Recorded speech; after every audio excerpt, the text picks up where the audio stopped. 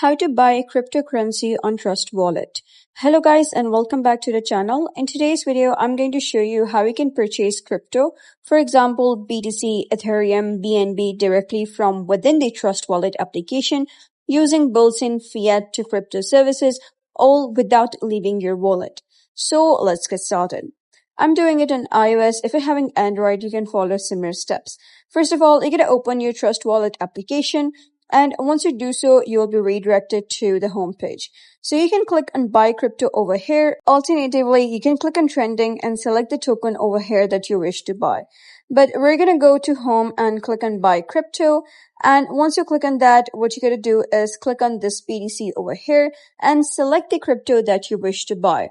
If you wish to buy BTC, you're going to click on BTC, and once you do so, after that, you're going to click on this payment method over here.